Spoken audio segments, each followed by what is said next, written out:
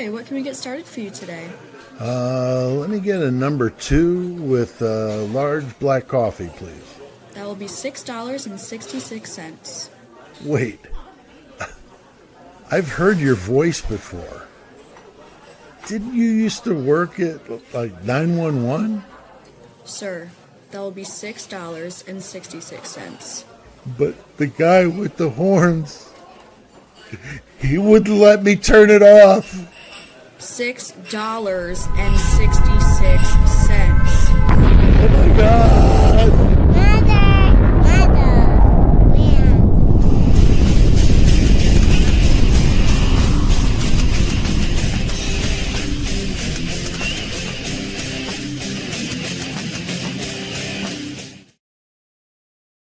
Hey, what's going on, everybody? Good to see you. Another live here. Got my good friend Lee from Devil's Advocate. Yeah. What's going on? I got it Uh, right. I got it right. Actually, I kind of rebranded a little bit just today. I changed my name to DA Rants because somebody said I should shorten up the Devil's Advocates thing and whatever, and they didn't realize it was going to change like a lot more than it did. Oh, So I'm still oh, Devil's Advocates, but I think I'm going to show up as DA Rants whenever I type something in or whatever. So that's new. But okay. Interesting.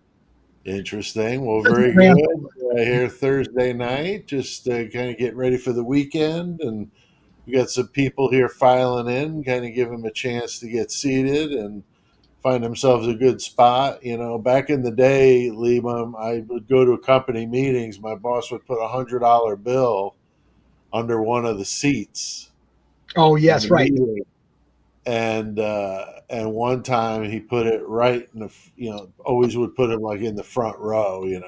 'Cause everybody always sits in the back. So he Right. would try to entice them to the front. And one time we had an employee sit in the seat where the $100 bill was, and then he got up and went to another seat with a friend of his came in. Oh, Well, guy wound up costing him $100. So yeah, that's a mistake. That's right, right, You owe me $100. right. Well, good to see everybody here. It's some people I see in the chat that I'm familiar with. Got Catherine S. and Teresa, Dreamcatcher, um, of course Donna Lembo, and some good transport to terror is always in here lately. Cheryl Fitzgerald, Starship Trooper. I'm sure some of these are your crowd too, Yep, Lee. I recognize some names for sure. Yeah, that's awesome. So always nice to see that with the various uh, creators is having a good relationship, working with each other, and then having some commonality with the crowds, and then some different crowds, so that your crowd gets to be subjected to my stupidity for 90 minutes, and then my crowd gets to see you wearing that hat there. I'm surprised you're wearing the hat tonight. I mean, I Oh wasn't God, wasn't going to get you too bad, but my Yankee mug over there is kind of taunting you a little bit. But it's been a you're rough killing me. couple Like, nights for you guys. right, the Yankees have been in a slide. We're doing good, and then we hit the Yankees and what 10-1. I'm like, come on, man. Yeah, we were playing like garbage for like a week and a half. You rise to the occasion to play the Yankees, the Exactly. Mariners. Yeah, So of well, course. it's been good though. But their game is tonight, so we'll see. Maybe you guys can pull Uh, it together. not get swept. Yeah, we're not gonna win the series, but we might not get swept. Right, right. But Dreamcatcher. yeah, definitely a big baseball fan. I grew up with it in my Yeah, blood. I got a new Got kitty out here. just a girl here says hello. Gwen says hello. So we got a lot of people here filing in. And we're going to talk about some different cases tonight, Lee. I know we've been beating that drum to our audiences of, hey guys, there's still going to be a lot of stuff to talk about with Idaho, but Yeah. there's some other cases out there we want to talk about. Yep, for sure.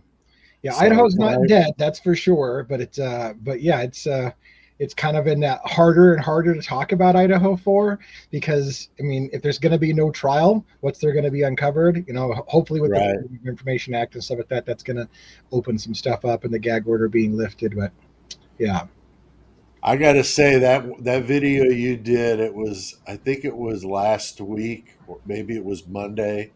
That one you did where you were going off on the whole Dylan and Bethany thing. That was epic, dude. I was like on my feet, even though I'm in a wheelchair, theoretically on my feet, it's funny. just applauding you, man. That was just great stuff. I mean, where did that come from? Were you just like so just pissed off at the Brian Yeah, Kohlberger guilty plea? I mean, what do we? I'm passionate about the thing. Like none of this is bullshit for me. I'm passionate about the presumption of innocence. I'm passionate about bullshit tactics and law enforcement cover-ups and shit like that. So I get spun up when the official story does not make sense. And yeah, it comes out. I do some rants, and those are not fake rants. That's all passion and how I feel about it, you know. No, that was great stuff. I mean, you definitely were just laying it on the line, and I was with you, hook, you line, and sinker with that argument. I mean, I did videos about similar stuff, which is okay. So let's say that Koberger's guilty. Let's just say that he is. Let's just say that he did the deed. Where does that leave the rest of the shenanigans that was going on around him? I Right. mean, Right. because it wasn't like they were going to the library to study or going to the soda fountain to have a dance. Right. They were doing all sorts of party favors, drinking like fools, doing all sorts of weird stuff with these frats and sororities and their like cult like rituals that they do. I mean, the $6 Venmo payments. I mean, Right. on Yeah. and on and on. And you can't tell me that now all of a sudden, oh, nothing to see here. We keep moving on. But that's Yeah. what they want. I mean, wouldn't you agree? Oh, absolutely, and it's super super frustrating because I feel like a lot of people want the simple answer, and they want to just put it to bed, and it's going to drive people like me nuts. Like it's never going to explain a whole bunch of the questions. I mean, you and I were talking kind of backstage a little bit about how this is going to end up being one of those cases that they talk about for decades because they'll just never will be answers to the questions that, and it'll always be a mystery. Like, did this really happen the way they say it did? Was it Right. whitewashed and just swept under the table? Is anybody ever going to answer the questions, the $1 million questions that everybody wants to know? Is why so long to call 911? Why? I Right. mean, this just goes on, and it may never be Yeah. being talked about, you know.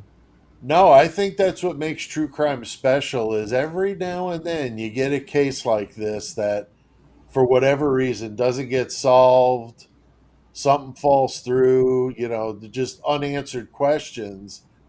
And some of those cases just endure for so long. I mean, I'm thinking just off the cuff, I mean, Jack the Ripper would be probably the iconic true crime case that I remember talking to Catherine Ramsland about it because she doesn't like the assumption that all those letters were from one person, the Ripper letters. And so Yeah. she's very anti like what the consensus is on Jack the Ripper.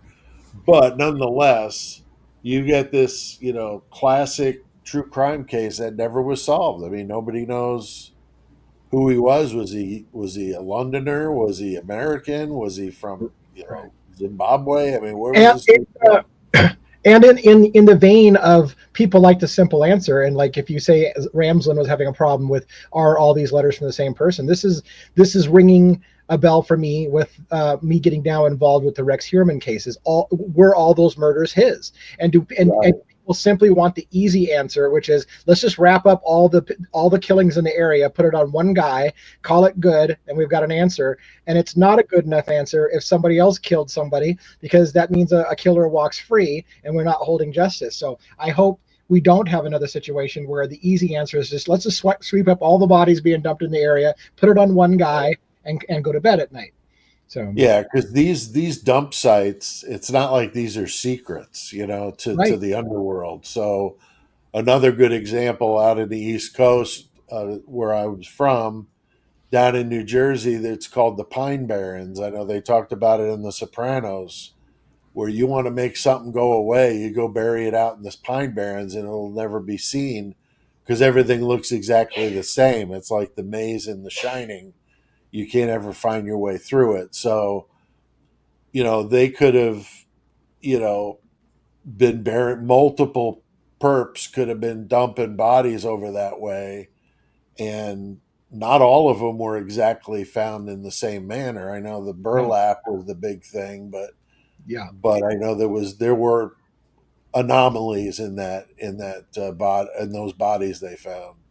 For sure. Yeah. I mean, and that's the thing. I mean, the interesting part is, there's a big difference between somebody who puts four bodies in burlap bags versus somebody who chops up and dismembers people and spreads them out on different parts of the island. So you have to ask Right. yourself, is that the same killer? Because they're going to try to pitch well, this killer evolved and their tactics changed over time. Is that really the case? Or is it multiple killers? And really, Right. when you start diving into the idea of multiple killers, you get some crazy possible suspects that could have been other killers that might not be his. So, and it's funny because I say might not be his as if I'm already presuming that some of them are his, which is funny considering Oh, the channel sure. that believes in the presumption of innocence until proven guilty. But I think I Yeah. think logic tells you there's a real good chance he was involved in some of those murders. So Yeah. for me to just say, oh, maybe he didn't do it at all. My big question is maybe he didn't do them all. Uh, and, Right. and and I mean, they're saying with Rex, he may have been doing it for 30 years, and he may be one of the most prolific killers. He may have bodies in the hundreds. They're only looking at 7 right now, so it could go either way. It could be that all 7 of them aren't his, or he could have hundreds of bodies that we don't know about. So who knows? Yeah, I mean, we've covered them on the podcast. I know the drifter killers; those are the ones with the crazy body counts because they don't stick around. They're in the next town by the time the police are looking, and they got no Right? motive. They just did it to, have some money or some food to eat or whatever, and they're on their way. Yeah. Those are the hardest to catch. Those are Yeah. definitely the hardest to catch. I know when I wrote a novel where the main character, the killer, was a drifter, and it was interesting to write those characters because every time they wake up, they're somewhere else, and that was kind of fun to write a character like that. Yeah. But in real life, I mean, they're enigmas. It's hard to figure them out, right? Yeah. You're making me envious. I've always wanted to be a writer. When you keep talking about writing books, I'm like, damn it, why didn't I get into writing? It's what I wanted to do. Anyway. Yeah, as we're both entering retirement here, I hear what you're saying, dude. I've been doing it since I was in fourth grade, Yeah. so I've been at it for a long time. But yeah, I'm making progress in my novel about my last year that I've been enduring some pretty heavy stuff medically with necrotizing fasciitis, and then 6 weeks later, a completely unrelated bone infection in my left ankle caused me to have my foot and lower leg amputated. So it's been rough. And speaking of that, while I see we've got to have a pretty decent crowd here and a lot of the familiar faces, but I did want to mention this. This has not been announced here previously, but I had to do a CAT scan this week to check out some issues that I've been having internally. So it's not related to my leg or the stump or any of that.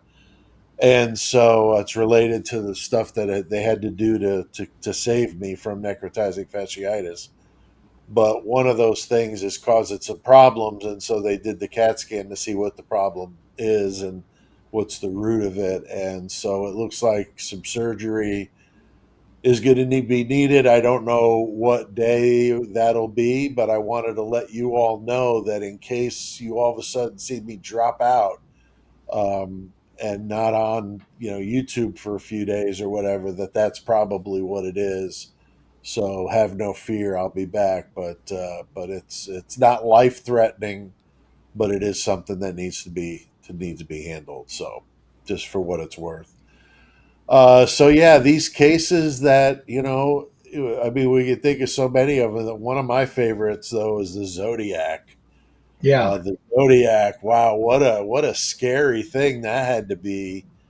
San It's been a while since I've Francisco. watched any of the documentaries on the Zodiacs. I used to watch a lot of those, back in the day. It's been a while since I've dug into that one. Yeah, well, they had the copycat Zodiac in New York, but the original in California. But wow, what's a crazy those ciphers that he would send in, and those two math teachers figured one of them out, and then there's one that I don't think they ever figured out, but pretty neat. And I just think that's another one of those we don't know who it was. Yeah. They've thrown around names over the years, but nothing really stuck. And I think that's how the Idaho Four may very well go down, is just one of those we just never know. It's hard to grasp that, but I think that's probably what's going to happen. Yeah, it makes me a little ill to spend, and I honestly feel, I was just talking about this today on my noon live that I had, that, I feel like even Hitler, Hitler, even he who seemed to be all pro prosecution, whatever, I feel he was a little annoyed that we got robbed of a trial, because I think even he wanted to see it play out in court. And he was just like, this last minute out of my hands. You literally came to me with this 2 days ago. I was fully prepared to go to trial. I wanted to, I think he wanted to see, I think he wanted to see the evidence. I think he wanted to see it fought out. And they just robbed everyone. They had robbed an entire country of closure on the deal. I know that they think they're giving people closure, but I think they've robbed people of closure. But And what a colossal waste of money. God, right? You imagine how many computers could you buy for the school system there with the money that they pissed away on this trial? I mean, I've brought this up before, especially in this case. You got both sides getting paid from the same wallet, you Right, know. right. So you want to talk about just like doubling everything. Like normally if some fancy pants lawyer comes in there, like he or she's going to be, putting up some dough to fight it. But when you got the prosecution and the defense with their hands in the same cookie jar, I mean, it's a shit show. And then you throw in the court itself and all that drama. I mean, cost. Their And staff, not and the and not to judge. get political, but not to get political, but who loses is the taxpayers, really. I mean, because it's Exactly. that's the taxpayers have to foot that bill, and it's a hefty Right. bill. Yeah. Yeah, it's infuriating, and I don't pay Idaho state taxes, but I think if I did, I'd be raising a fuss. I mean, that's just ridiculous. I Yeah. mean, that's the problem with the government. I mean, it's there's no perfect system, but when you're doing that kind of thing and spending all this time and resources, jet flying this guy around the country in a friggin' jet and all this other crap, and then to have that happen, I mean, that's just absurd. I mean, he should have done. He was going to go that route, they should have made him go the BTK route, Yeah. which is you Tell, start tell with all. day one, and Yep. we want to hear the whole damn thing, diary entries, whatever you did. We Yeah. want to hear the whole thing. How did you come up with Maddie? If it was Maddie, Yep. how did you pick the house? All that stuff, everything. Let's hear it. Anybody help you along the way? That kind of thing. Yeah. But It's we a didn't get that. But no. that's It's a that's what it tragedy. should have been. I Yeah. mean, if you want to get spared the death penalty, what are you putting up? You know, that it's And just yeah, but and yeah, 'cause I don't know. I just, again, the judge didn't have much of a hand in it, because that deal gets made between the prosecution and the defense. So I hate beating a dead horse, but I think if the prosecution seriously had the case that they told everybody that they would have never offered a plea deal. They would have been convinced that they can get a conviction, and they would have proceeded. And the fact that they threw in a last minute agreeing to a plea deal tells you even the prosecution was afraid they were going to lose that case. That's my right. opinion, and I'm sticking to it. No, I agree. I think they were real worried they were going to look stupid. I mean, I couldn't imagine it would have ended well with Brett Payne getting up on the stand and then Cy Ray and all that. I mean, it would have been just a straight up annihilation, And I think Yeah. they knew it. They knew they were going to get their asses handed to them. I just don't Yeah. And understand why Koberger flinched. He should have just said, "You know what? I've come all this way. Like, let's do it. right. Let's There's, let's there's have a trial. Give me a chance." there's half a dozen reasons, I mean, and one of which, to be fair, because I want to be fair, one of which is that he just did it and he just decided, screw it, I don't want to freaking fight it anymore, I'd rather not get killed for it, but there's half a dozen other reasons: pressure on his family, threats that his family was going to be arrested for possibly knowing about it and not coming forward. He could be afraid of somebody killing him in prison if he doesn't take the fall for it, because there's still people on the outside or people on the, there's a million theories on why a person could have decided to save their own skin or their family's skin. So I've got a cat that's just attacking the shit out of my keyboard right now. She's about to walk all over, or he's about to walk over my keyboard and push buttons and disconnect us or something. Oh boy, yeah, I thought I saw that. Yeah, this cat's killing me. He's a little bastard. So yeah, it's definitely going to be interesting to see how things go on the 23rd. Do you expect any surprises or anything, Lee, on the fencing? I don't expect a surprise. I'm thinking I'm going to be in the courtroom. I'm going to try to go to that. I'm pretty sure. Go? Yeah, I went to the plea, so I'm thinking I'm going to go to the sentencing. Although it's going to be an emotional shit show, because I think the families are going to get to do their impact statements before sentencing, and that's going to be a shit show. But I think I'm going to go, but I don't expect a surprise. I really don't. To be honest with you, the only surprise I expect isn't like a change of plea. My only surprise is somebody getting up and trying to shoot Koberger at this, right there in the courtroom. And if that's the case, and then you have to ask how that even is possible in America, because they've got all kinds of security that shouldn't have that kind of even a remote possibility of that happening. But that's the only kind of surprise I expect, is there might something just go completely haywire and somebody jumps the bar and tries to strangle them out or something. Right. Yeah, I think that'll be cool if you could go up there. I mean, that'd be awesome. How far is that for you? It's about 3 hours, three hours and 20 minutes. Wow. Or so. Not too bad. Yeah, not too bad. That's not too bad at all. The hardest part about it to go this time, though, the hardest part is it's going to be hotter than it was last time. And last time, I got there at 3:00 in the morning, and the court opened at 8 because the trial was going to be like at 10:45. This time, I think it's in the afternoon, like 2:45, which means, do I sit out all night long and bake in the sun? I doubt they're going to let us into the courtroom and stand in the hallway for 6 hours waiting for an afternoon appointment kind of thing. So they might make us stay outside in the baking sun. Like, I don't know how that's going to go. Oh, wow. Play it by ear and see. I'm still planning on giving it a shot, I guess. That's fun. That sounds. I didn't think I could get into the plea deal, so I now that I know that I can, and I know the trick, if you will, I might just pull it off, do it again. Crime Tech Explorer here, Lee, says his cat loves to stand on his keyboard in front of him. So, wow, yeah, these cats, man. Earlier in my live, the cat literally grabbed my microphone and my lights and pulled it all off the table in the middle of my live. And pulled my headphones off, and I was just like, ah! Anyways. And Crime Tech Explorer, it used to be easy for me to add you as a moderator right here in the chat, but it's not letting me do it because I'm on StreamYard. That's what I'll have to do. At some point tonight, I'll have to do it through YouTube, because it wasn't letting me do it. Now it just dawned on me why. So I'll get you. I know it was easier for me to add them that way than sometimes I'd search for them on YouTube and they don't find them. Looks like somebody else in the chat, I don't know if it's your chat or mine, is actually going to the sentencing too. So somebody who watches one of our channels, me there. Great. I see them there. Yeah, I think it should be an interesting day for sure, and they're going to do some victim impact statements too, Lee. I believe so. Yes. I think that's pretty standard on the sentencing, is basically to allow the families to weigh in on what they think the judge should sentence. I mean, ultimately it's his decision, of course, anyways, but the families will probably weigh in and basically tell Koberger to go to hell and all those things, and it'll be emotional, and it'll probably be yeah, I don't expect there to be any surprises in that. That there might be a surprise if a family slips up and says something that they've known or something like that hasn't been leaked. That could be surprising, but Right.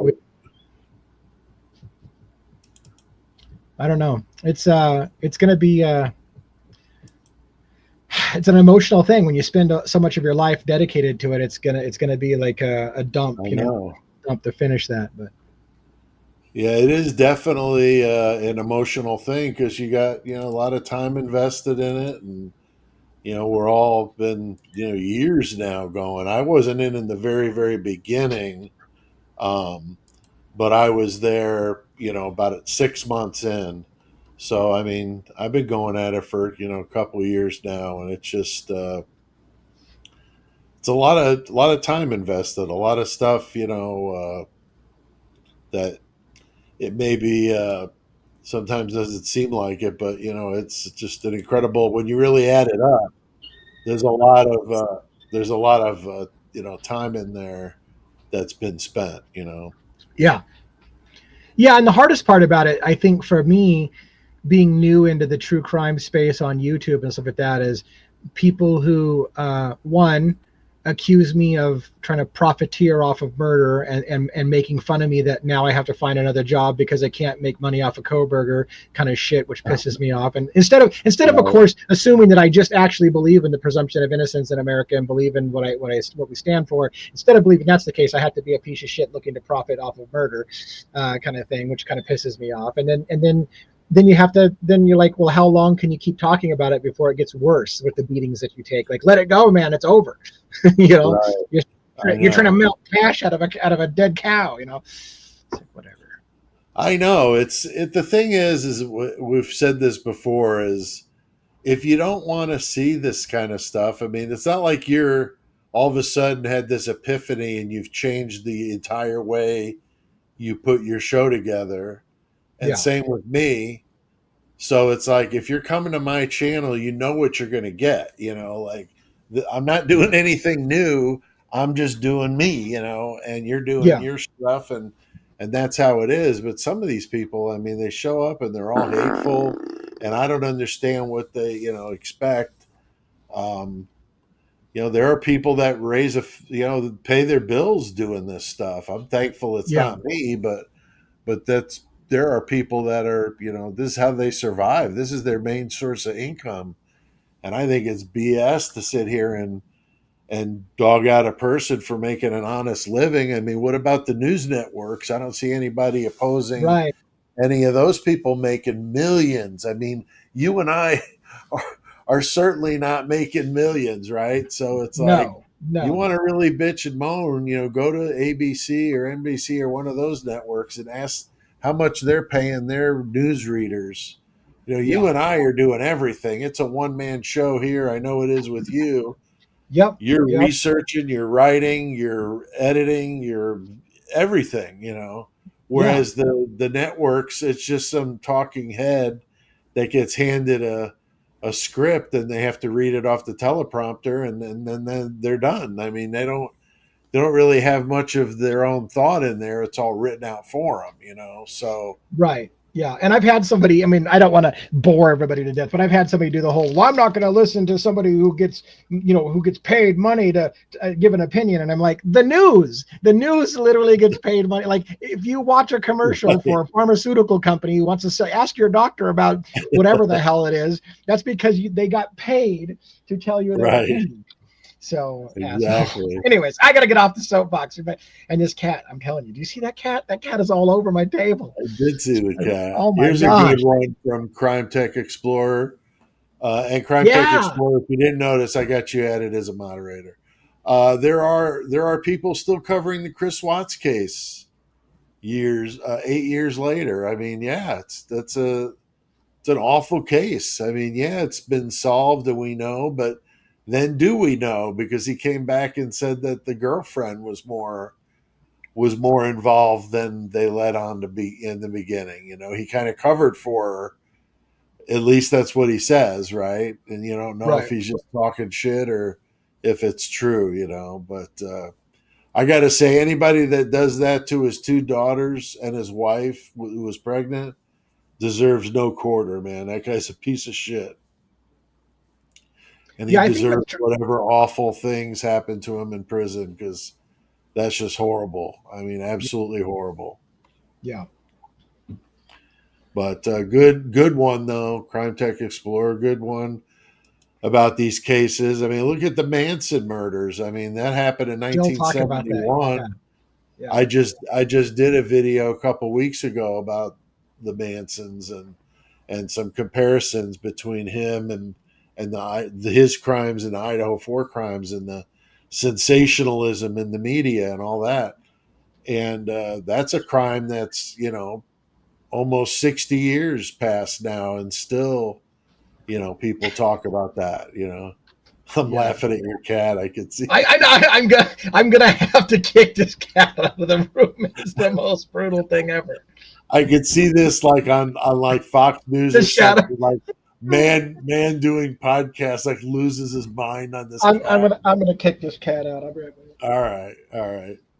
But yeah, the Manson crimes, I mean, they were gruesome, very sensationalized. But we still talk about that, here almost 60 years later. So it doesn't have to be the hottest thing coming off the press. It can sometimes be other crimes that link together. I talk about this a lot in my videos, of the similarities between serial killers. BTK was a huge student, and so was Bundy, of Harvey Glattman, which is about the least sexy serial killer name you've ever heard of, right? Harvey Glattman, the glamour girl slayer from the 50s. He would find women and offer to take their pictures for true crime magazines, and he would take them out to remote areas of the desert and tie them up as part of the photo shoot. And then he would tell them what he was going to do to them, and they would be terrified, of course, and scream, and he would take their pictures while they were screaming and freaking out. Yeah, that was his thing. That's So crazy shit. That reminds me it of is. do you remember Rodney on Alcala? I think it was. Yeah, He Alcala. was Yeah, the a dating photographer. game killer. Yeah, The dating game killer. Yes. Yeah, crazy. Yeah, so there's just some really like warped stuff that some of these guys have done, but there's others that were inspired by them. Like I said, BTK, Bundy, both enamored with Glattman. Glattman's one that's often cited, but very few people know who he is. But that was like episode 15, I think, in Murder Metal Mayhem. It was an early one we did. I just thought it was cool that so many people had modeled their way of doing it after him, but yet nobody really knows who the original was. They know the copycats, but not the original. Just Crazy. like Gacy with the hand trick, the handcuff trick, and the rope tricks. He learned that from Dean Coral, the Candyman, down in Houston, and he was doing that with his sidekick, and they were tying people up and then letting them know, oh, you just fell for my handcuff trick or my rope trick, and yeah, and they would do what they wanted to him. So these guys are all students of each other, is what I'm saying. So the fact that Brian, I mean, whether he did this or not, and I'm leaning toward not, because I think there's got to be some other reason for him to be saying he did this. Well, to get it into makes no damn sense. It just doesn't make any psychology sense. I think everybody loves a good murder mystery, right? And these are like murder mystery on steroids, because it's not like going to an Agatha Christie. Everybody likes Agatha Christie type of films, and who did it, and can you prove it, and watching the sleuth figure it out, right? To some extent, I think true crimers are a lot like that. They like watching content creators break stories and unpack it and develop who did it. It's almost like it's like a murder mystery on steroids. Only the worst part about it is it's not fictional, right? It involves real people's lives. So there's the difficulty of covering those kind of stories. But anyways, there's a part of the brain that wants to solve puzzles. Like, people want to solve puzzles, I think. It's natural for us to want to solve puzzles. So when you see something that doesn't make sense, certain types of people just get a real cerebral rush out of trying to figure out, well, what just happened there? And I think I can make the dots, and I can connect the dots. And people just really thrive on it. Probably like people like you and me. So, Exactly. Yeah. I mean, love to solve puzzles, and I'm terrible at solving a puzzle. Like if you're ever in an escape room, don't have me on your team because I can't do it. I'll offer some comedic, breaking the ice, comedic stuff going on in the background, the periphery, cracking jokes and stuff. But if you're wanting me to solve puzzles on your team, I'm not the guy. But my wife is really good at it. My daughter's really good at it. So I go with them. And then I feel a little smarter, because they're figuring it out. But yeah, puzzles they fascinate me, even though I'm not that good at solving them. I think my talent is in discussing them and analyzing how people think or react to something. That's why I get like a little annoyed when people are real nitpicky in the comments about a real obscure detail that maybe you misspoke about something. And it's like, dude, like you're I'm missing the trying to bigger do this picture. by Yeah. myself. Like I Right. don't have, a team of, you know, college kids off to the side making notes for me so that I make sure I correct things. It happens, but Get I'm there for the color commentary, so to speak. So Yeah. It it's a different kind of thing. it's hilarious too because sometimes even when you're right, you're wrong. And I'll give you an example. So in the Luigi Mangione case, when it first came out, I used to say Mangione, and I used to have an extra pronunciation, right? I said Mangione, and then somebody would bust my balls. You need to learn how to pronounce it. It's Mangione, like kind of like an Italian, like Mangione. And I'm like, okay, so I'm going to pronounce it Mangione. And then somebody's like, no, even his lawyer says Mangione, it's Mangione. And I'm like, I'm not playing this game. So then it came time for Gonsalves, right? And somebody says, oh my God, Uh, that's Portuguese and it's Goncalves. So one time in one video, I said Goncalves. Oh my God, this moron uh, doesn't even know how to pronounce Gonsalves. It's like Salvis. Like, I'm like, I'm so fucking tired of you guys missing the point. Like, who gives a shit about like? I'm trying to do my best right. to be respectful and pronounce it right, but it probably was right as technically it was pronounced in that language. But that doesn't mean that that's the way everybody else pronounces it. So, anyways, you cannot Exactly. win at the end of the day. Somebody's always going to bust your nuts. No. No, another Sorry for one all the like F that. bombs. Yeah, another one like that is where was I going with this? Damn it. The miss yeah, I know what you mean about the mispronunciations, but there was one I was gonna add to that, but I've already screwed it up in the Gilgo Beach thing too because I don't know a lot of the names of those New York places, and so like I said Islip instead of Islip or whatever, oh sure. and so they were like it's pronounced this, and I'm like it does look bad if I'm trying to cover a story and I can't pronounce the names of the standard I towns. But I've know. never been on the East Coast, so I don't even know the name some of these names. So I learned Yeah, real quick to try to pronounce it as best I can. That gets me beat up yeah. the least. Or Moscow.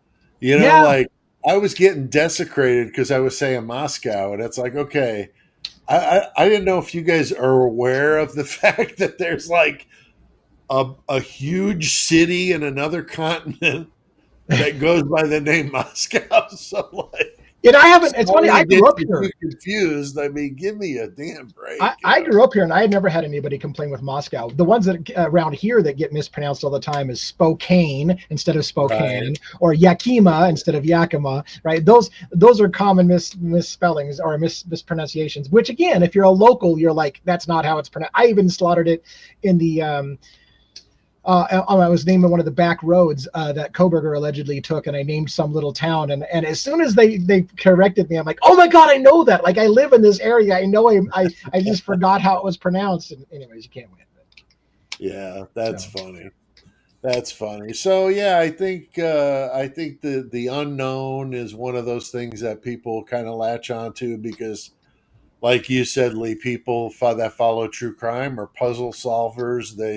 They love a riddle. They love to figure stuff out, and everybody likes putting on that detective hat and pulling a Sherlock Holmes and trying to figure it out. I know when I was a kid, I was reading like Agatha Christie novels and all that kind of stuff, and then slowly built up into the true crime world, but always have been fascinated with detective stories and murder mysteries and things like that. So I Yeah, think it's for sure. cool.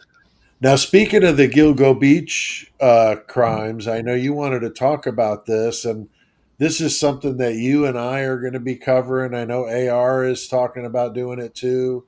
It would be nice to get some of the creators doing this story so that we could talk about it together. But you were going to talk about some Gilgo Beach, and there's some hints of the Idaho 4 in this one, is there not? Just a few little things that make you Yeah, I go, mean, "Hmm, anytime you have corrupt police departments and cover-ups, it starts to have those shades. I remember the most recent one video that I just did, and again, some of this stuff's been out there for a long time because I think the story was from 2003 or 2000. Yeah, 2003. So maybe it's been out there a year, but for me, it was brand new. And here's the thing.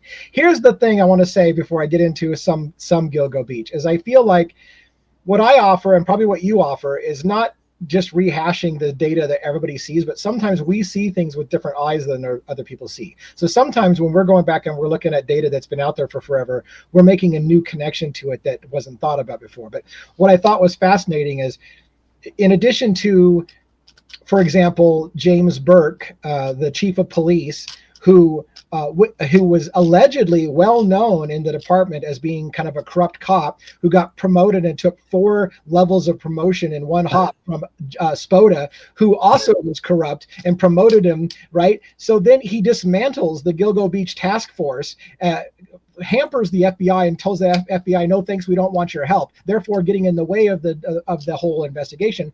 right, Find out that he has a history of himself using prostitutes, going to sex parties, doing drugs with prostitutes, right, having an attitude in the police department as who gives a shit, they're just prostitutes, nobody really cares about hookers. And you're like, exactly. this story is off the hook, and so the new thing that I was just stunned about was hearing the attorney for Shannon Gilbert, who had found a I don't want to say hooker, that's such a bad word, a sex worker from back in the 90s, who said that she went to a party when she was like 15. And at that party was James Burke, who was a cop, and she was told he was a cop. She's underage girl. She's being solicited. And in comes a gigantic guy to the party who she said she later realized was Rex Heuermann. When she saw him on TV, she's like, oh my God, that's the giant guy that scared the shit out of me that came into the Oh, party. wow. And I'm like, how long have those guys known each other? And then you have to ask yourself, Right, did it get dismantled because they didn't want their buddy being found? And then you have, and this is right. like, I'm just riffing off the top of my head, but then you see, was it Christopher? Was it Christopher Loeb, or am I getting somebody else's name mixed up? He was basically beaten in because he broke into the chief of police's car and Oh, right. right, and he And then discovered they covered that up. right. He discovered sex toys and a videotape years after he got beaten in prison and threatened to be killed by James Burks. And that's what James Burks went to jail for beating the guy in prison and threatening to kill him and kill his mom and all crazy shit. Right, Then he comes forward and he says, by the way, that tape that he had in the videotape was a snuff film. And you're like, is that like, did he? And then you hear Rex Heuermann allegedly had a hard drive that had videos and images of women being tortured and their breasts mutilated and all kinds of stuff like that. And they didn't say whether they were homemade videos or whether they were just like fantasy collection he collected off the internet. So then you have to ask yourself, was he making snuff films? And were there cops? And they talk about cops laughing about snuff films when they're watching it in the. I mean, it's just like, how deep does that rabbit hole go? So I'm so intrigued, as it has yeah. A lot of good massive, stuff there. A lot of massive good craziness. stuff there. Yeah. Yeah, I mean, those of you that latched onto Idaho 4 because of the, shoddy police work and stuff, this takes it to a whole different level. I mean, Right. this is like active participation in the crimes, potentially, allegedly. And by the way, not related to, I gotta say, not related to Gilgo directly, but the same, like, Suffolk County Police Department, right? Another officer was recently busted because he and it's in the news. He was running a brothel, and he was taking sex workers that had language problems, like that weren't Native American or English speaking, and he would get them into high rent situations where they couldn't afford to pay their rent, and then would have to do sex in exchange for rent. And he's a cop running brothels along with a school teacher, and all that shit's coming out. It's nuts. Like, how much corruption is in that county? It's almost like Rex Heuermann's like the calmest one of the bunch. Right. Who's the monster? I don't know. When the smoke clears, it'll be this gigantic, weird looking dude, and everybody around him will be laid waste. I mean, just nothing else. Yeah, and then you have to ask, how many people will cover stuff up, because peripherally they're going to get pulled into Rex Heuermann's case. Yeah, that's where it gets crazy, right there. When you start, if indeed, for example, if Rex Heuermann was friends with cops, then you can't investigate his crimes without then getting into cops' lives. And if you get into cops' lives, how many people are going to cover up? Well, shit, I don't want to have anything coming out in the news that I knew this guy back in the 90s and we used to party together and all that kind of shit. So, then the cover up comes. So, yeah, it's definitely a fascinating case. But there were 4 victims that were found altogether, right? Yes. Yeah, with the Gilgo 4 is what they called him originally. Right. And then they were looking for Shannon Gilbert. They found her. Yeah, they expanded the search and found more. They found a male. They found a male victim, an Asian male. Yep. An infant. Yep. And a child of 3 or something like that. Yeah. Yeah. So it's like you said in the beginning. Are they? And I don't think they're the same. I don't think they're the same. I don't think it's the same killer. I can't say definitively, but I have real serious questions about whether those are all the same killer. Again, the Gilgo 4 were much different MO than they were bodies intact in burlap bags with I think tape on their mouth or something like that. Whereas others were, the torso was found in one place and the head in another place and the feet in another place. That doesn't feel like the same kind of killer to me, despite the whole, he's just evolving mentality that they seem to have. Yeah. What about the female hair found in, what was it? One of the knots? Is that what? There was, I think there was almost 4. I think 4 of the 7 victims they allegedly tied to Rex Heuermann because it either had his wife's hair or his daughter's hair on tape or whatever, that they had DNA of his wife and his daughter, and they don't believe at this point that the wife and daughter were in on it in any way, shape, or form or knew. But the idea was that maybe he was using household items like duct tape in the house or rope in the house that his family's DNA got on, and then that would get transferred to the crime scene. So crazy shit. Because I remember in the early days there was some buzz about, was she involved? Yeah. The wife. But then I think they've come to find out that she really wasn't. And a majority of the times that he was out doing his thing, his wife was out of state or out of the country back in, where she, Denmark or another country. Yeah. But here's the thing, and I don't want to. I want to be careful. I don't know how adult your show is, but so I will try to be careful how I say this. But that recent article I talked about, where Ray was the attorney Ray was saying that there was a story between this sex worker who met Rex Heuermann and James Burke back in the 90s when she was a young girl. There was another story that came forward of a prostitute who went to a sex party with Rex Heuermann and his wife Asa. They were swingers and they exchanged sex with multiple people, and that Rex Heuermann had sex with one of the women a couple times, and then she saw a woman running out of the house naked that was terrified from him because he was chasing her down, kind of shit. I'm like so then you have to ask yourself, if maybe it's not, but if there's any evidence to that whatsoever that it's true that Asa and Rex were swingers and that they were involved in the sex life of swinging couples, then how much did she know or not know or turned the blind eye to? I don't know. It's just early questions, really early questions. Yeah. I got a comment here. I've been meaning to jump in with it. Rodney Luno, fishing rod of God, apparently. Howdy, folks. Much love, Pete, and you horn high peeps from London, Ontario, in Canada. So nice. Hell yeah, Rodney. Go eat some poutine, though, Rodney. That's good stuff. Yeah. I've learned what poutine is. If you're not familiar with that Canadian delicacy, then Google that. It's good stuff. It's good I stuff. learned that through American hockey because we played enough hockey teams that Oh, poutine sure, out sure. of the hockey stadiums. Yeah. The first time I heard the word, I thought it was a word for a female body part, but then I realized it was not. One of my co-hosts on It Murder is an Metal adult Mayhem show. said It it. is an adult show. One of my co-hosts on Murder Metal Mayhem said it, and I'm looking at him like, "What the hell did you just say?" We were talking to a Canadian that we have on the show when we do Canadian cases, so I'm like, "Well, that sounds like biscuits and gravy in the Midwest," So we were going to have a contest. This is right before I got sick. We were going to have a contest where we ate biscuits and gravy and poutine, and we voted on which one was the best. But we, And we what was never the got vote? to it. But it's Oh, it's still on the table. It's still on the all table. right. Still out in the open.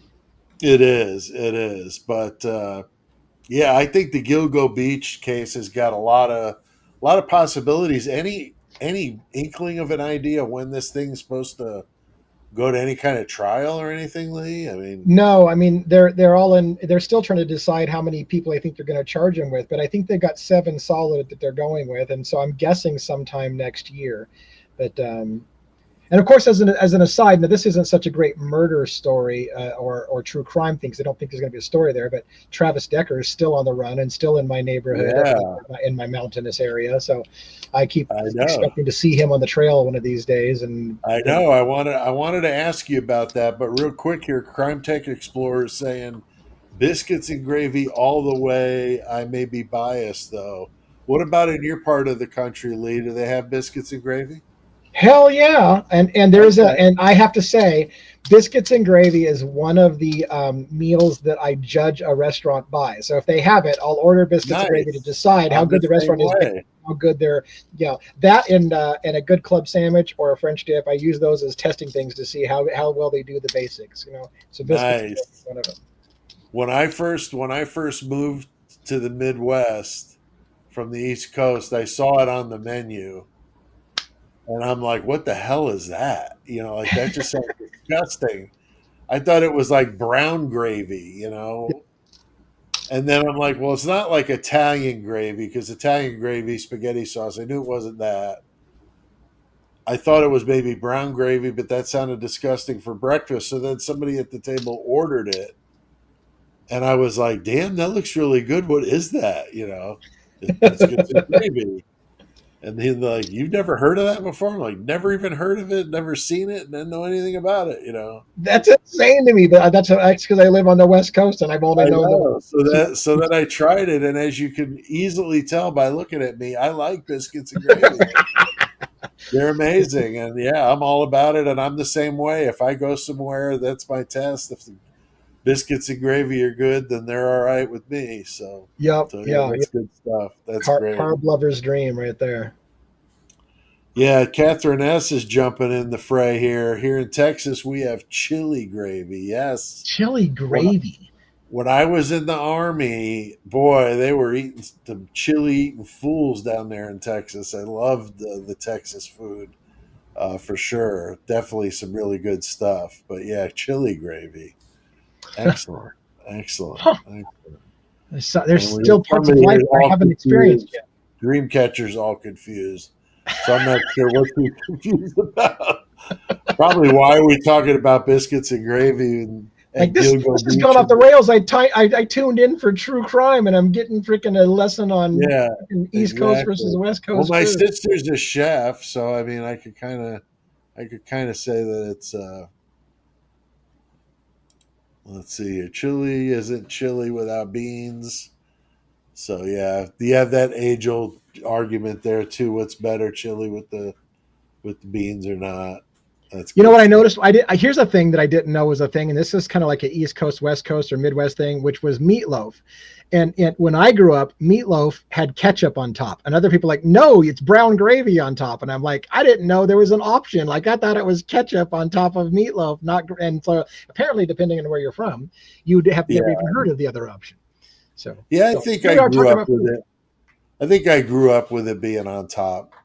So, but yeah, that sounds like a familial thing. But So what did you want to talk about with Travis Decker? I mean, this guy's running around the hillside. I spoke with Unfiltered Lucky last night, and Lucky is a huge outdoorsman, and Yeah. Lucky said there's no way this guy is still alive Yeah. unless he's got people helping him, because he doesn't know how he would be eating without making smoke and being detected and no power source. And like I said, Lucky knows a lot about that sort of thing. But what do you think, Lee?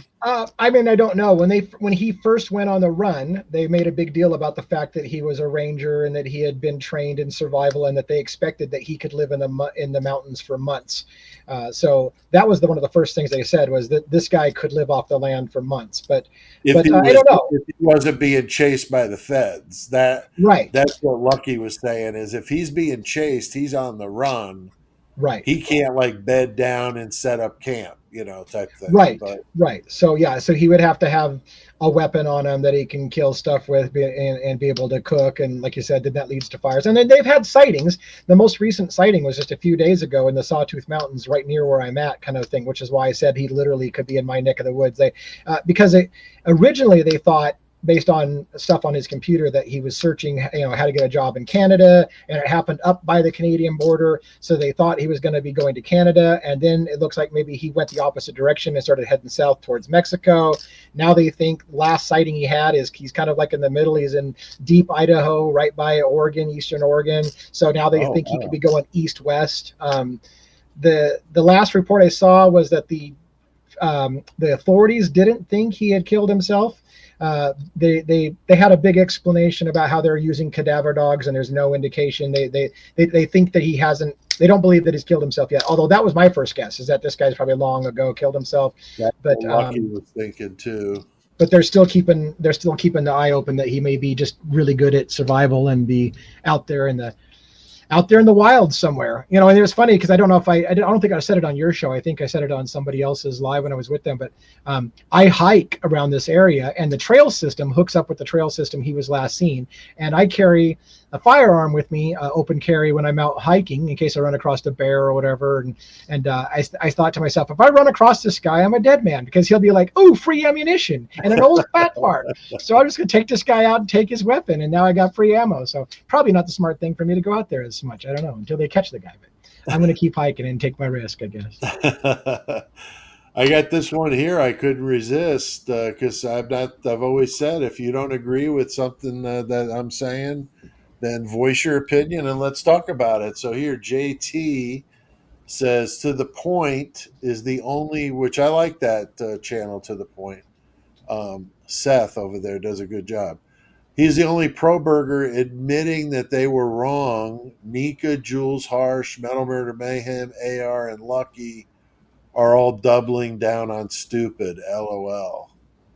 So I'm not sure. I mean, I'm not going to sit here and argue with this guy, but what I am going to say about it is that, if you honestly think that there's no stone left unturned in this case that could possibly show that this guy either didn't do it at all or was not alone in it, then I don't know what to tell you, because the evidence they had was piss poor, and I think that they would have probably won with a jury that had half common sense. But we can agree to disagree, and I'm not going to get in the weeds with this guy. I'm just making a mention. Well, I want to comment about it too in a polite way, which is to say, on the one hand, before Koberger pled guilty, I have nothing to be ashamed about. It's the same thing that Harsh Reality said. I'm not ashamed of presuming a person's innocence until proven guilty. That's what our frickin' system is built on. I'm ashamed of the people like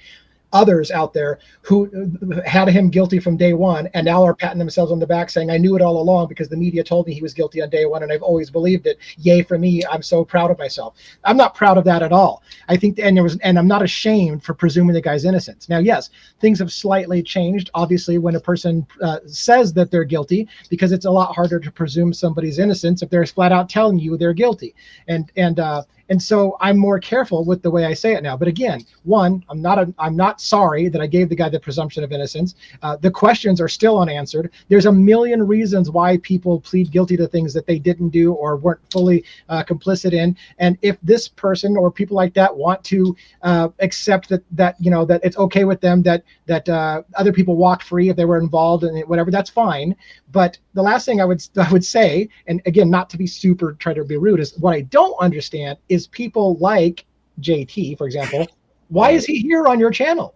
Like, why do you go to, if you think we're doubling down on stupid, how stupid is it that you're hanging out here?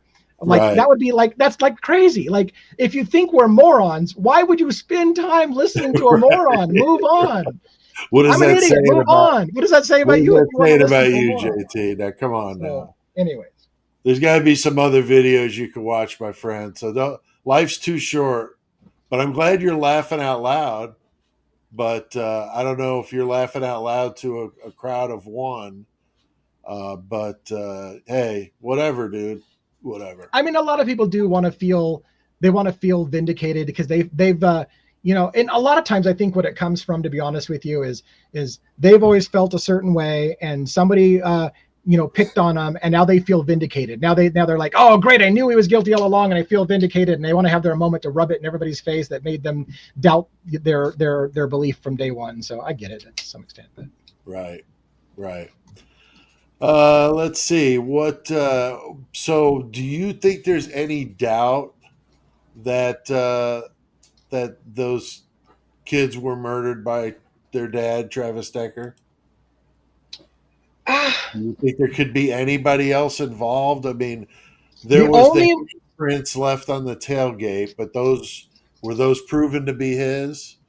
See, and that's the thing. That was the only moment where I questioned, because that supposedly there was another male's blood found on his bumper, and if that's the case, then you have to ask yourself, did somebody else kill his kids and then he killed that person, or did he kill that person and then realized, shit, my world just changed and I'm gonna kill my kids too, and go there? Like, what happened? The mystery starts to kick in when, why is there some other person's blood on the bumper? Now, since then, I think the authorities have stated it was animal blood, not human blood. So if he was a hunter and he killed some animal, that would totally make sense. So at the moment, I have no reason to believe Travis Decker didn't kill his own kids. It's another one of those things we'd like to know why. I'd also like to know, what was his end game? Like, does he really expect, does he plan to be on the run forever? Does he plan to get away with it? Or is he just waiting for death by a cop until they catch him and he's going to write it out and then have a big, huge shootout with the cops? And, like, what was the end game? Or is it just literally day by day until he gets exhausted and then he decides to take his own life? I'm just curious how that's going to play out, because I can't believe he still hasn't been caught. I know. But I don't know. I know. It is pretty wild. I mean, that he's been able to stay either missing or on the run. We don't know if he's holed up somewhere, or if he's dead or what, but definitely a fascinating case for sure.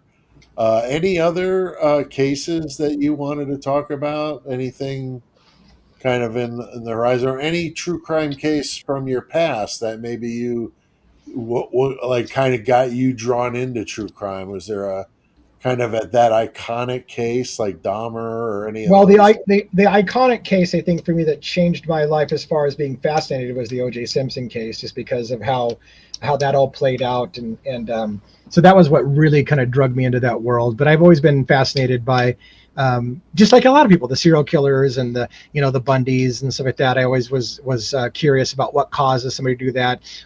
How did Manson, get to people's minds and make them do things for him? All of those things have always been fascinating. I've always been interested in psychology. I mean, as far as current, and it took, so I guess those are some of the old cases that I remember being influential, and of course the Zodiac Killer and all these others as well, Son of Sam and stuff like that. But true crime cases that I'm still kind of looking at right now, I'd love to have a true crime case that was a little closer to the West Coast, that's like an unsolved murder I could dive into, something where there's still mystery out there and they haven't broke the case, and it's close enough where I can start actually putting some boots in the ground. I would love that.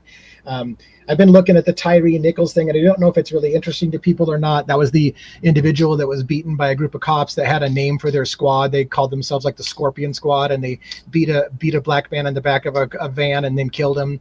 And then now they're getting convictions, but there's some crazy shit there with a judge that recused himself last minute, all kinds of crazy shit going on there. So it's got it's got that police corruption angle that I seem to be so obsessed about. Is again, and I love law enforcement. I can't stand corrupt cops. So it's one of those dichotomies. So I'm looking for cases that people would be interested in, and I don't. And the worst part about it is I don't want to be the guy who's sitting there hoping that something horrible happens in America, so I have a new case to follow, because that just seems like sick and twisted.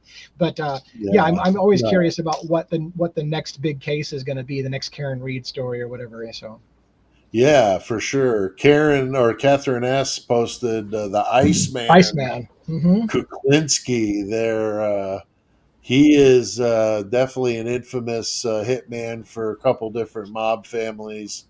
Some say his story was a little embellished, but some good stuff there. I mean, this guy had ice running through his veins, but he got his nickname from taking people, murdering them, and then putting them on ice for a few days or a month or whatever, and then throwing them somewhere to throw off the time of death for the investigators. So that's why when the doing some pretty horrific stuff.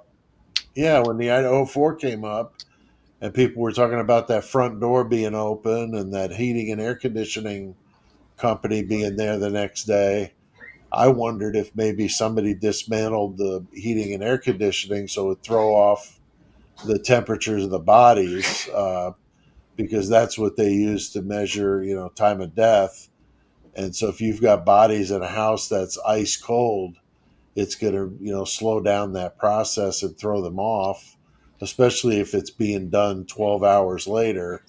I could see where that really could have thrown it off, but I never heard anything more about it. But I was raising questions about it because I think that could have been part of the reason why they were so unsure of time of death. We heard 2, then we heard 3, then we heard 4. It right. just changing. Right. And that's what made me think that they might have been shoehorning the thing, because there was a lot of moving time frames on when the murders happened, and then when they decided on one individual, it became, well, this is when the car shows up and this is when the car leaves, so now we have to have everything fit into that window, and locked themselves into a very narrow time window. Right. Here we got Jeremy Pearson says Andrew Cunanan. Yeah, that's the dude that killed the designer, wasn't it? If I'm not mistaken, the clothing designer. If it's the same one I'm thinking about, I think that's who that is. It's fuzzy. It's fuzzy. Yeah, something like that. Let's see here. Got any other good comments while I'm in the comments here?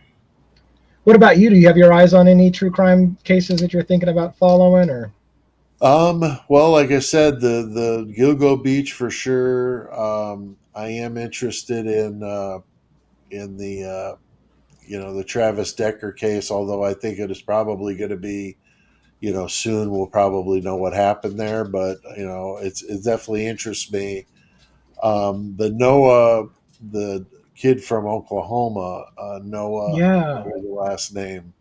I had that up earlier. The teenager that was found dead at a big party, a 4-day party out there in Oklahoma.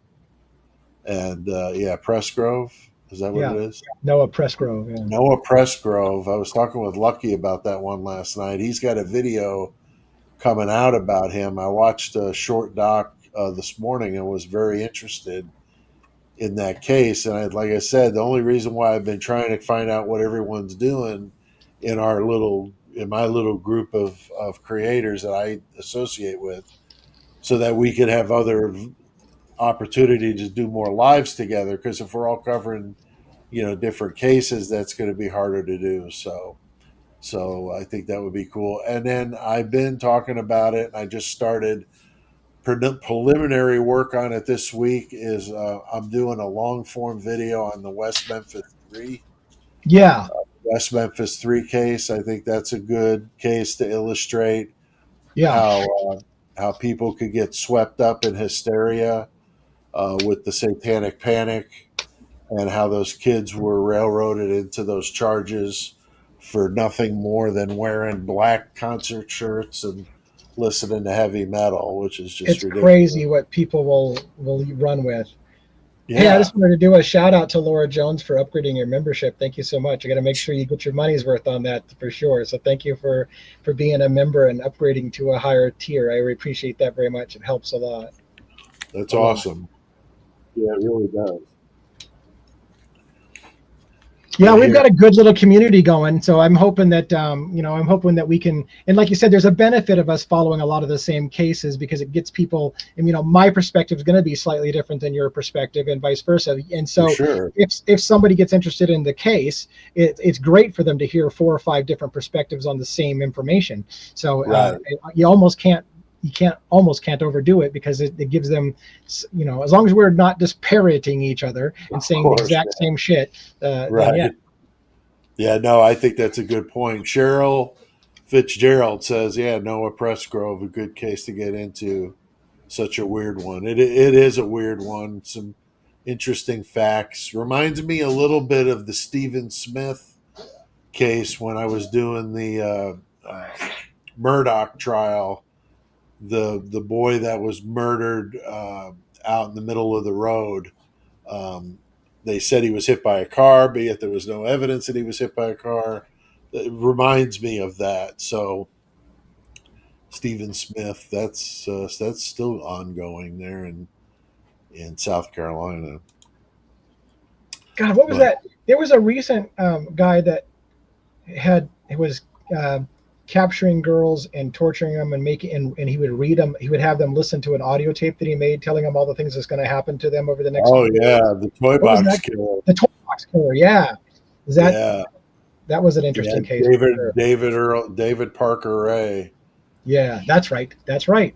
That's right. That was The guy goes to prison right after his trial when he's found guilty. In processing in prison, drops dead of a heart attack and never serves a day. that's so nuts. That's How so nuts. is that? That's almost That's as not bad as Kohlberger saying he was guilty. right. Just That's completely robbing everyone almost of. as bad. Or Wow. Pol Pot. That's another one. Pol Pot was being tried on war crimes. Guy killed millions of his own people by starving them to death. And he's in bed in his prison cell and dies peacefully in his sleep right before the trial was over. It's like, you son of a bitch. That's Right. so bogus. It's horrible. Like you're It is like horrible. But the that's not David it's Parker not Ray, fair. yeah. Life Toy is not box fair. killer, that's wicked. Yeah. Yeah. The FBI agent, the female FBI agent that was the lead on that case, when she went through all those videotapes that he had of those victims in the trailer, Yeah. uh, Oh she God. she offed herself. Oh really? She couldn't handle it, huh? Yes. Couldn't Yeah, that handle it. That's how bad yeah, it was. That's how bad it was. it was psychologically brutal to think about that and to Very listen to the brutal. tape stuff and oh yeah. Yeah, old David I can't Parker. even imagine. Here, Joanne Murdoch. Pete, have you heard of the mushroom case? Have I heard of the mushroom case? Oh, hell yeah, I've heard of the mushroom case. This is a great one. Have you heard of this, Lee? No, This educate me. lady, this lady invites over 4 of her she was divorced from her husband, and there was like some drama in the family, like there always is. So she invites her former in-laws over and stuff to try to broker some peace. One of the people at the lunch was a family member, but he was like a preacher. And so she invites them in. The husband winds up taking a rain check at the last second, and he doesn't go over there. So then she cooks some beef Wellington, which if you ever watch any of those chef shows, they always do the beef Wellington thing. But apparently, it's beef inside of a pastry, but inside the pastry are mushrooms. Yeah. And she used those death cap mushrooms on the 4 people. and she made sure her and her kids ate a batch that wasn't made with the death cap mushrooms, and she just got found guilty. Yeah, she just got found guilty. Yeah, Damn. yeah. The trial I think it just ended. So yeah, I think that's a good one. I wanted to do that on the Murder Mill Mayhem podcast actually. So that would be fun. We usually do solved cases on there and unsolved cases on the YouTube channel. So Somebody was asking your channel or mine about how to become a member through YouTube. Is I think that if was you go on our channel page, if you go on mine or Lee's, there should be a thing for become a member or something yeah, related to join. that. There's a subscribe and a join. I think subscribe means you just follow the channel, and join means you're joining a member program. Right, right. And But then if you have multiple tiers like we both do, you could choose which tier you want to become a member of, the basic one or one of the other ones where there might be more perks. I speak not to speak business, but one of the problems I had is one of the tiers that I had is I wanted to have member only lives, and then I realized that only works if you have like a certain minimum number of members. Because Oh, right. if you only have 10 members, then doing a member only live, you might get lucky if one of them shows up, right? So it's like you want to make it a perk for a certain level, but you have to have a certain level of members before it even makes sense to do it. So I'm trying to make sure that my perks and my membership tiers are appropriate and that people are actually going to get the money's worth of anything that they pay. Some people, of course, are just, and it's fantastic. Some people just help pay for a membership to help support the channel and show love to the channel, which is, and don't even expect anything. But now I'm doing a 5 free gift membership. So if your settings are set to receive it, you may be one of the 5, but I don't pick who gets these. It's randomly done by YouTube. So here we go. I forgot that you can do that. I don't know how to do it, Yeah. but I heard you can do that. Just give away and it randomly picks I people. can tell you how to do it. Yeah, it's really nice. easy. Yeah. So there you go, you guys. Very cool. Yeah, I'm gonna have to do that because I forgot about that. And I think the algorithm assigns them based in part on their watch time of your channel. It kind of rewards people who've been around for a little while, but it's also that's randomized. cool. Yeah. So, but we don't have control over who gets it. But yeah, very cool. Yeah, welcome to the new members. And if it's something you like, you could keep it going. And if you don't, that's fine. That's fine too. But yeah, I think the West Memphis 3, I've been talking about doing this for a while. I've always had a fascination with that case. I know it's an older case, but I think there could be things learned from it.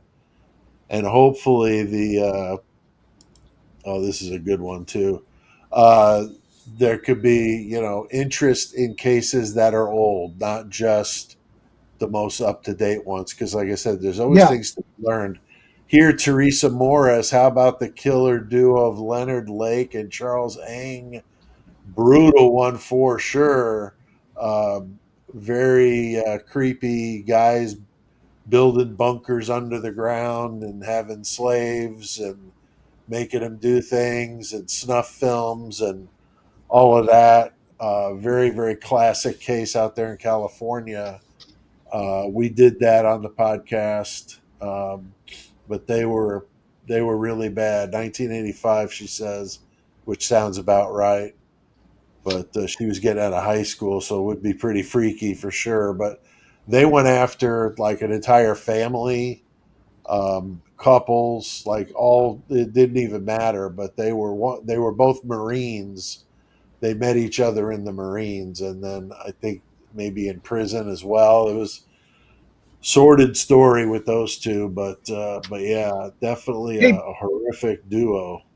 before we sign out, since we're dual streaming, can you tell me how to gift out a few memberships on my side? If you go to it on your YouTube channel, not on StreamYard, you go down to let me get it up on my screen and I could walk you right through it. And on the studio page, or on the studio page where it shows us talking in the chat. Also, at the bottom of the chat, there's a $, like a dollar bill. You click on that, and then Yeah. it's membership gifting at the bottom. Oh, I must not have it turned on. It's not one of my options. I thought I had it turned on, but It must not be turned on then. That's how you do it. okay. I'll fix it for next time so that I can give some gifts away because I forgot about that. I think you're allowed to give like 10 memberships away a month or something. Yeah, they give or, us so many free a month, so that's really yeah. cool. I didn't know that either, so I'll be doing that too. So who knows? You may come here and get a freebie. But yeah, I think the Idaho 4 is going to endure. There's certainly stuff to talk about. I don't see any harm in us doing it. And if it's not something that you want to hear about, then like I said, go to another channel. I hope that you guys understand that we do want to talk about other cases.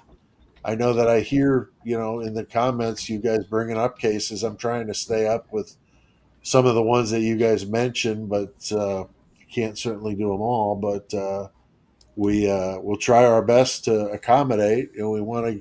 You guys are the audience, so you're the reason we're doing this. You guys, we want to make you enjoy it and want to come back for more. Neither of us are doing this to become rich. We're doing this because we enjoy it. Yeah, certainly And not becoming rich, but if you can make a few bucks to help pay for the time spent, because I mean the time spent is significant. I'm backing away a little bit as I start working on the new book, but I'm still doing stuff every day. I just may not be doing it all day every day. But here we got a comment here. Very awesome, guys. Thanks for going live tonight. Always enjoy you both. Open to new cases. That's good to hear, Jeremy. I'm desperate. I know I look distracted. I'm desperately trying to figure out how to turn on the thing so I can gift some stuff while I'm on your live, but it doesn't look like I'm going to pull it off quickly because like the steps on how to do it are not showing up where I expected to see. It's like, oh well. but I will eventually. I think I'll save it for a time that you and I are live together. I'll give some gifts out for my channel as well. So. Yeah. Now, Teresa, you're saying you don't know how to give your settings set for free memberships.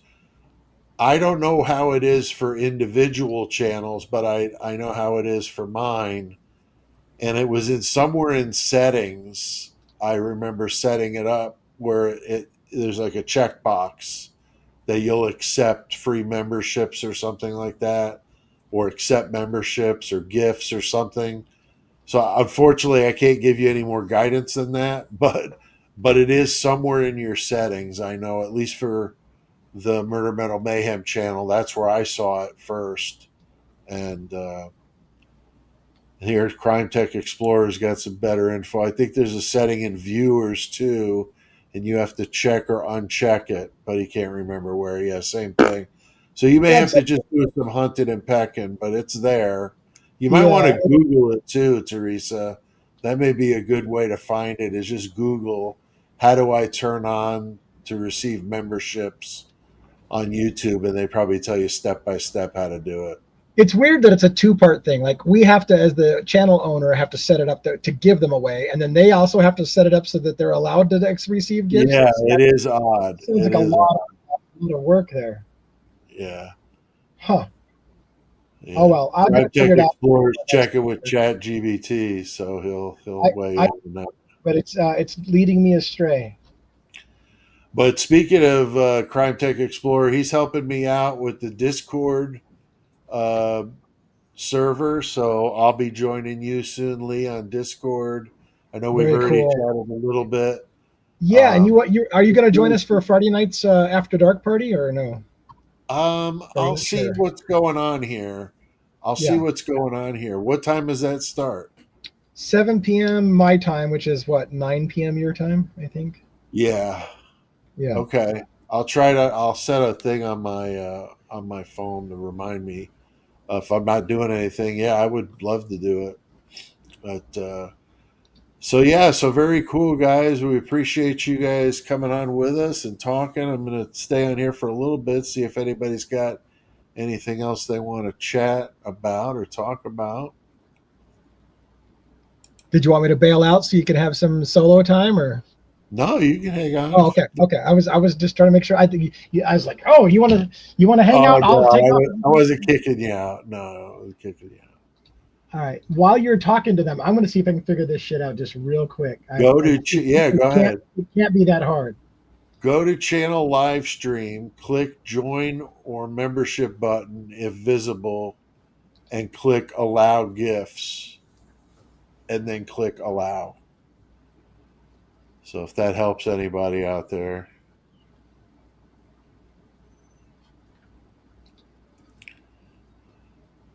Yeah, boy, it shouldn't be this difficult, you know. Teresa asks, back to the Leonard Lake and Charles Ng, one of them, the Asian guy, didn't he have the cyanide? No, Leonard Lake had the cyanide in his shirt. So when the cops arrested him, he was all cocky, and they put him in the room for being interrogated, and he bit through his shirt and bit the capsule, and they came in there and found him convulsing on the floor. And so he offed himself with the cyanide. So Charles Ng had to do the time, and he's still inside doing time. He's quite the artist, Teresa. I don't know if you've ever seen any of his art. Very impressive. When I interviewed the vampire of Paris, what was his name? It's escaping me for a second. Nico Clos, the vampire of Paris. I interviewed him. He actually murdered somebody and ate body parts and all kinds of stuff. I interviewed him, and he corresponded with Lake and was very complimenting of Lake's art. So yeah, you might want to check that out. Kind of creepy and weird, but I think I might be figuring out how to do this. very cool. Very cool. Oh, gifts are now enabled. Now the question is, will it let me do it while I'm live right now? Let's see. Yeah, see if it'll let you. And don't even ask me how I found it, because I don't even think I could find it. That's how it was with me. I was just kind of randomly looking at stuff, and I found it.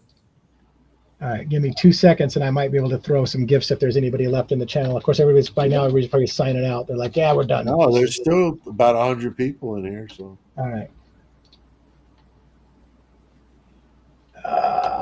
Okay, here we go. Let's see. Almost there. Stay on target. All right, hold on. Be getting some free memberships here from Devil's Advocates. You got some for Murder Metal Mayhem. Yeah, I remember. I think it's a really cool idea to be able to give some free gifts away. I mean, free is me, It right? is cool. It's nice to be able to do that. All right, I'm almost there. I got one more click to go, and I think I'm going to be able to do it. Let's cross your fingers that it now works. Oh, it doesn't work. All right, sorry.